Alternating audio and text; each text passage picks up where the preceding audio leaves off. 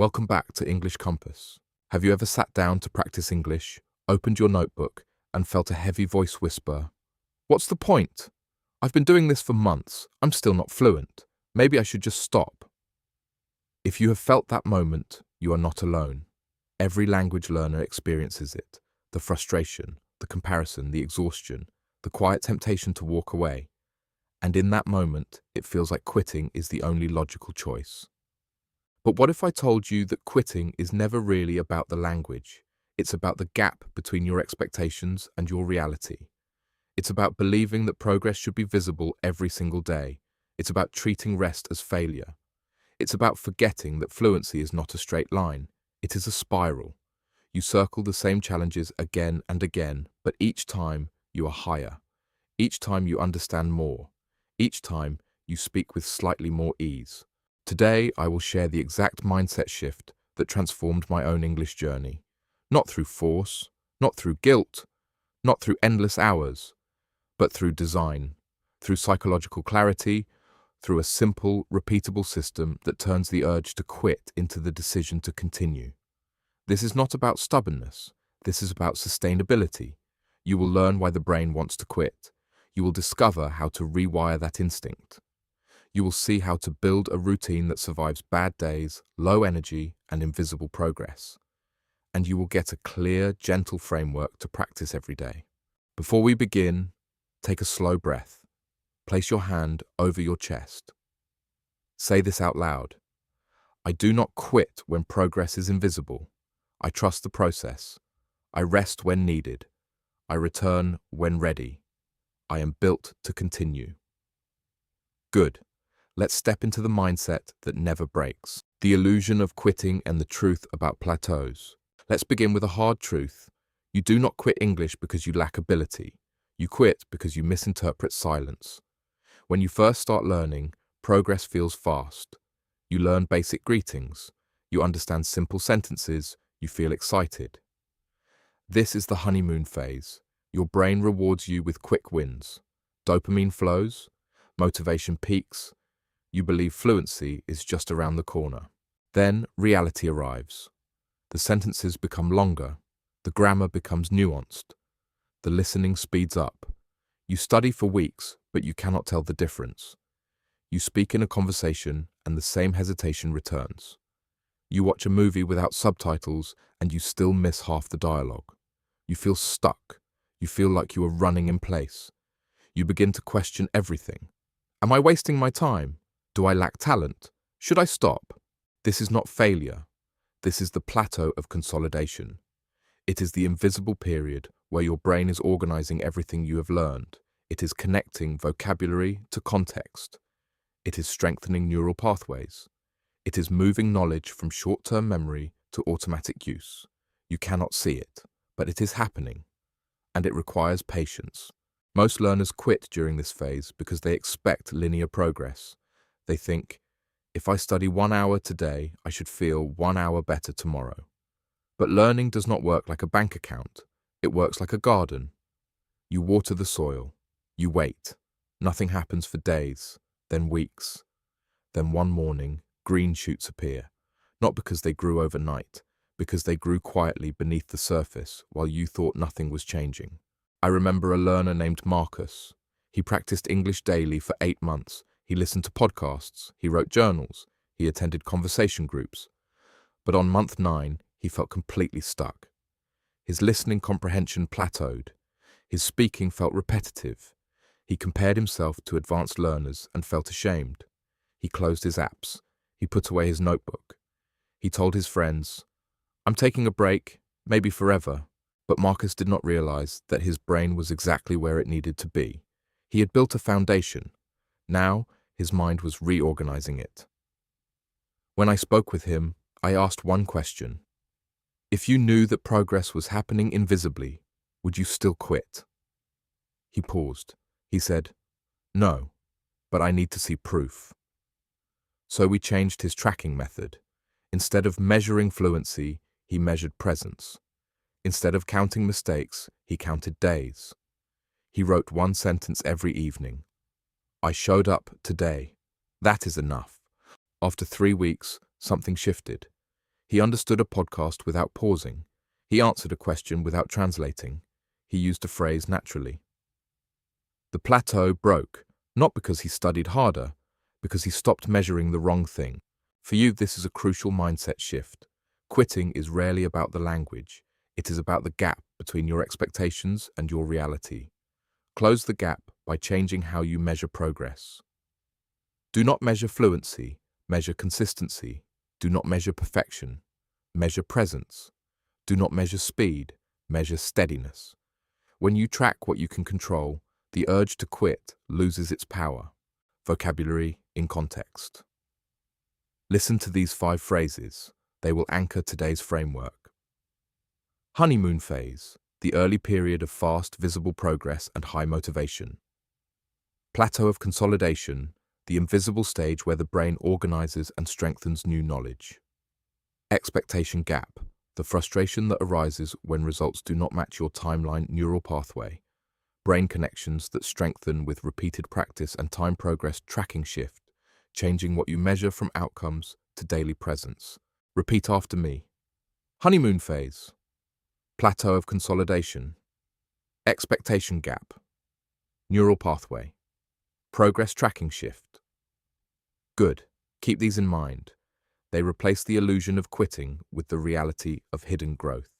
Grammar focus, past continuous versus simple. Past for describing struggle and turning points.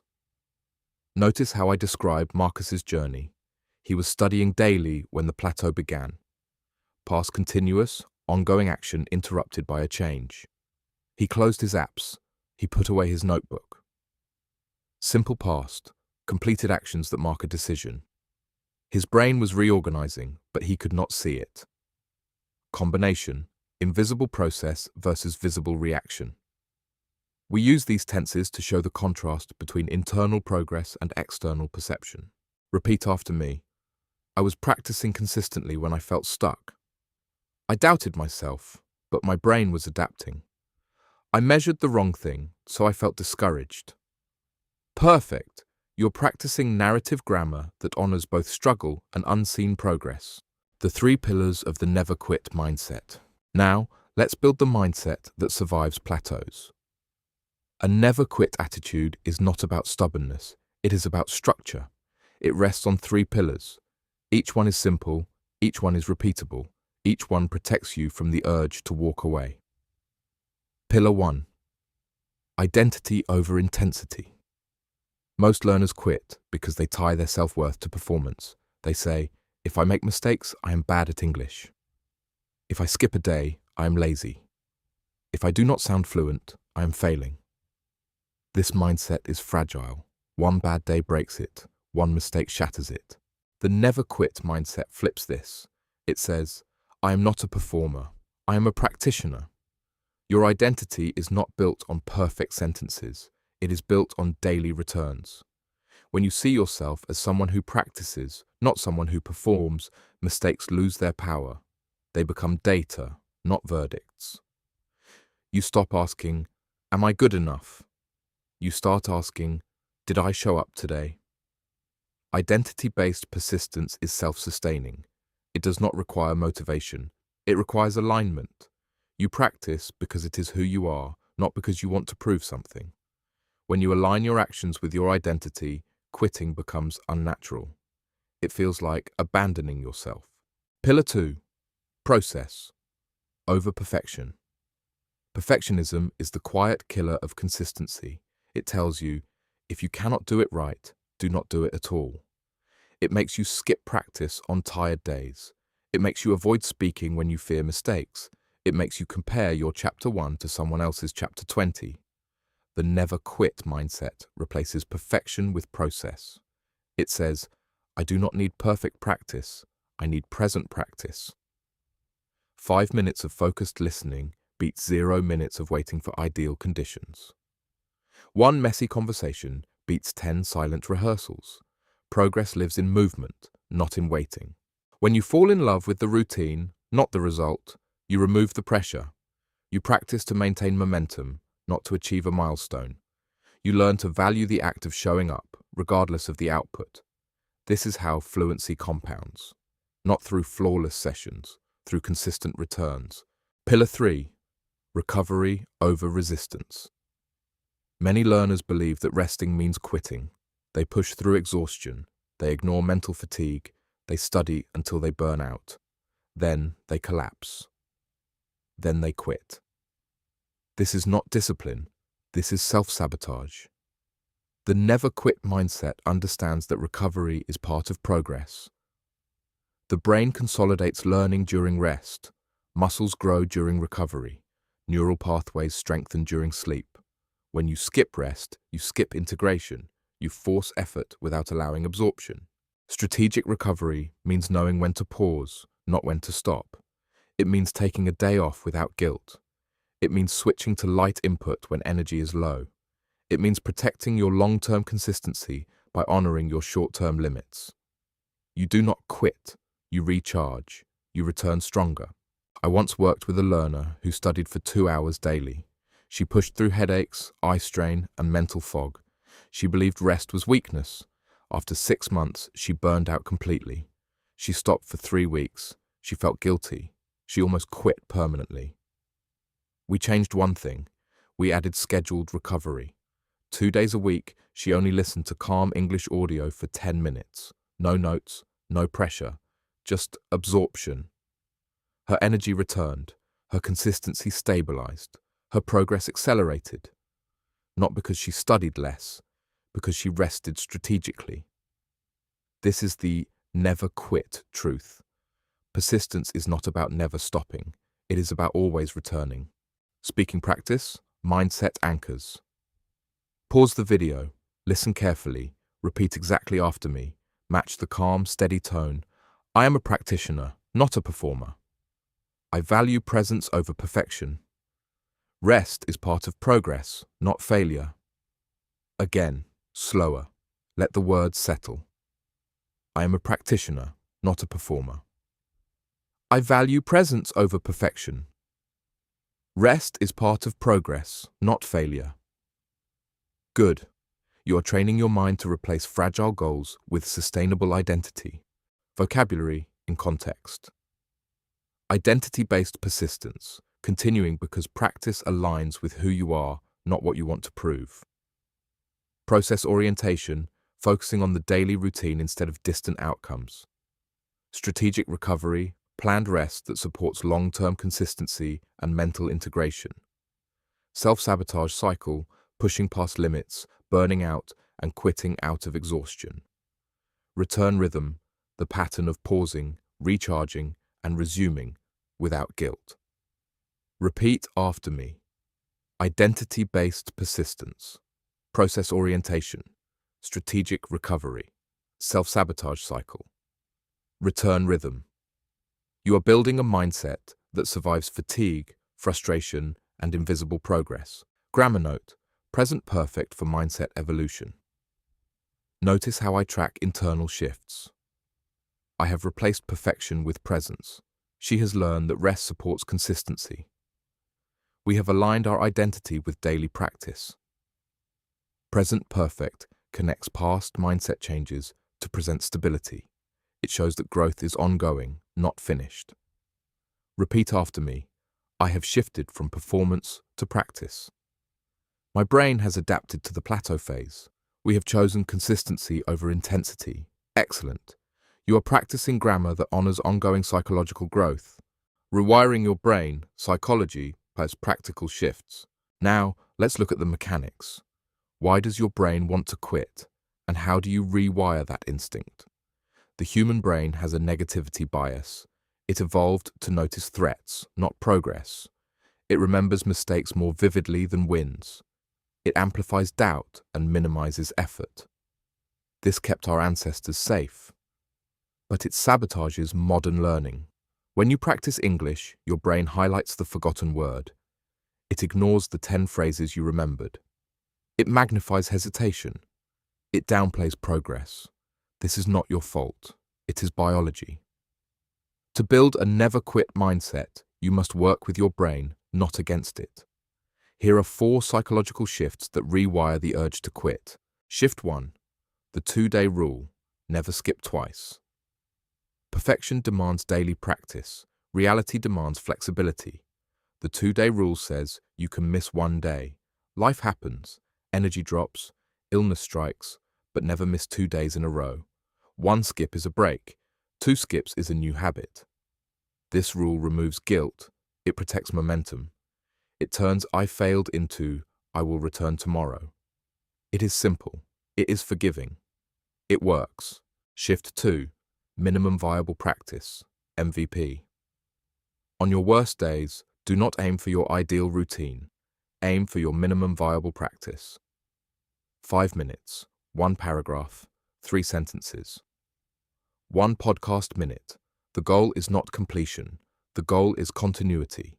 When you lower the barrier, you remove resistance. You prove to yourself that practice is possible even when motivation is zero. MVP keeps the chain alive. It tells your brain, we are still doing this. Shift 3. The evidence journal. Collect proof, not perfection. Your brain needs proof that progress is happening, but you are looking for the wrong proof. You look for fluency. You should look for evidence. Start an evidence journal. Every day, write 1 small win. I understood a joke in English. I used a new phrase without translating. I spoke for 1 minute without stopping. I noticed a grammar pattern I missed last month. These are not milestones. They are breadcrumbs. Over time, they form a trail. When doubt rises, open the journal. Read the evidence. Your brain will update its belief. It will see, progress is happening. I just needed to look closer. Shift 4. The Reframe Ritual. Turn I can't into I'm learning. Language shapes thought. When you say, I can't speak English, your brain accepts it as fact. When you say, I'm learning to speak English, your brain accepts it as process. The Reframe Ritual is simple. Catch the quitting thought. Pause. Rewrite it out loud. I keep forgetting words. I'm training my memory to retrieve faster. I sound awkward. I'm building natural rhythm.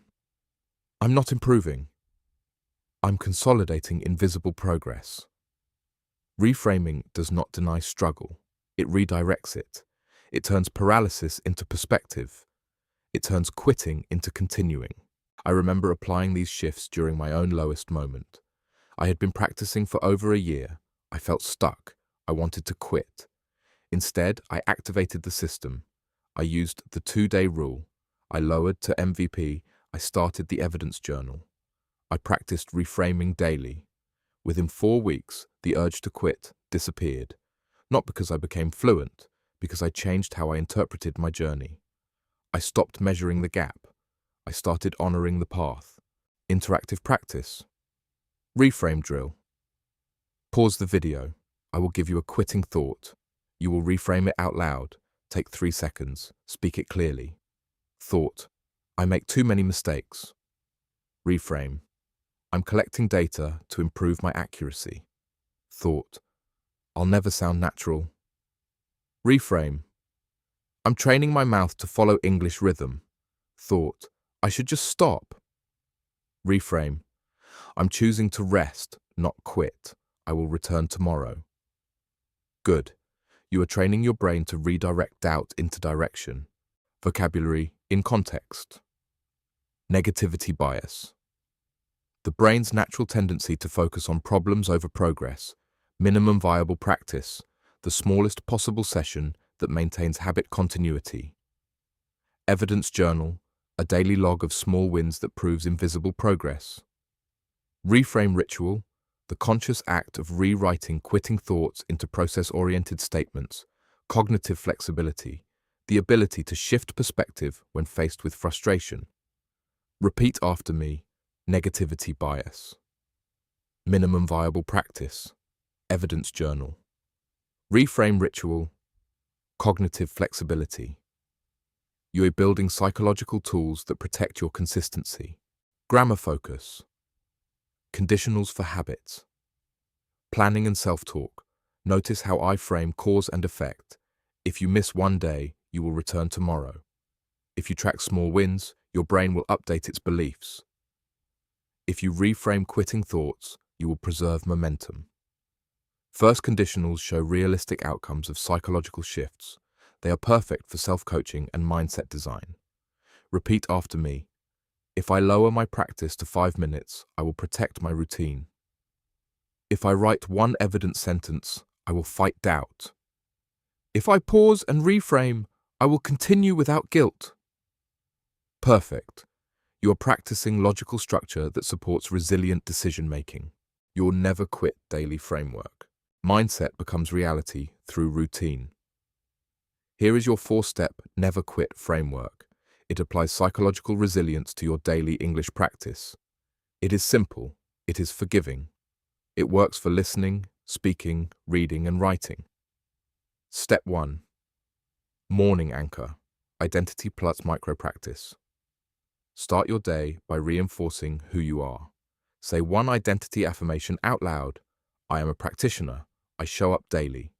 Then complete a micro-practice.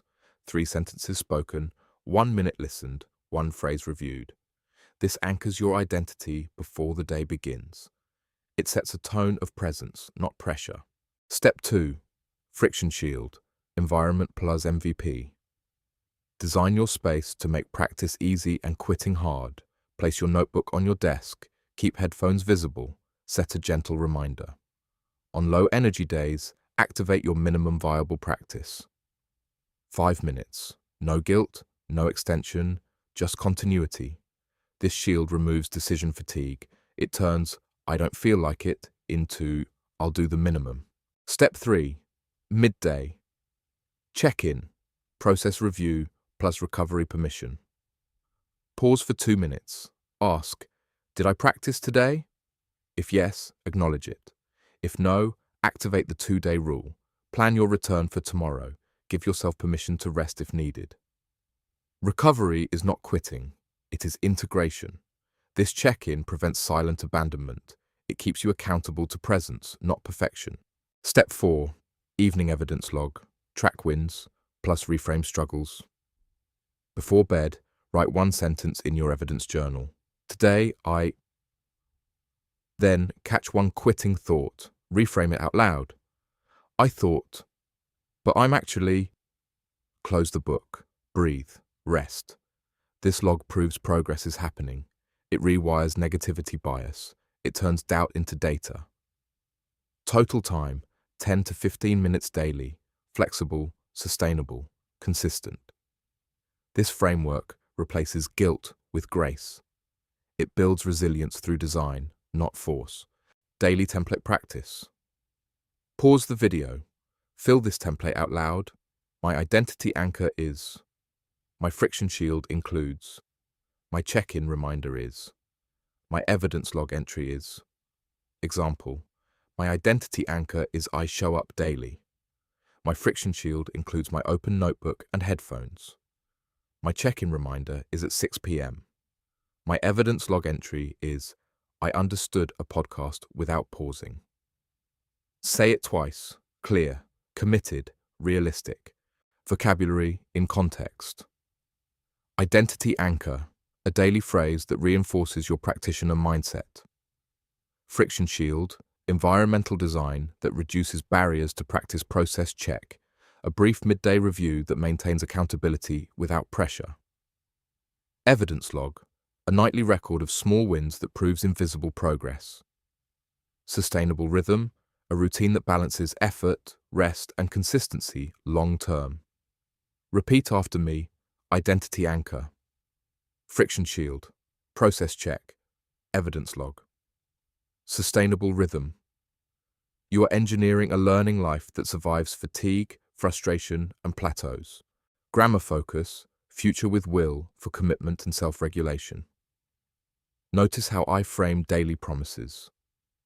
I will anchor my identity before the day begins. I will protect my routine with a friction shield. I will check in without judgment. I will log evidence before I rest. Will expresses strong determination and clear intention. It strengthens your resolve and clarifies your path. Repeat after me. I will practice as a practitioner, not a performer. I will activate MVP on tired days. I will reframe doubt into direction. Excellent. You're programming your mind for resilient, long-term consistency. Your 21-day resilience challenge. You do not need to be fearless to continue. You do not need perfect conditions to practice. You do not need to measure up to anyone else's timeline. You only need to show up, even on tired days, even on slow days, even on invisible days. The never quit mindset is not about never stopping. It is about always returning. It is about protecting your routine with design, not guilt. It is about tracking evidence, not expectations. It is about reframing doubt, not running from it. It is about resting strategically so you can continue sustainably. Start today. Anchor your identity. Shield your practice. Check in gently. Log your evidence. Let your English journey become a quiet accumulation of daily returns. Let your progress become a compound curve, not a flat line. Let your mindset become unbreakable, not because you never struggle, but because you always come back. I invite you to a 21-day challenge. Follow the never quit framework. Anchor daily. Shield consistently. Check in gently. Log evidence nightly. Track your returns.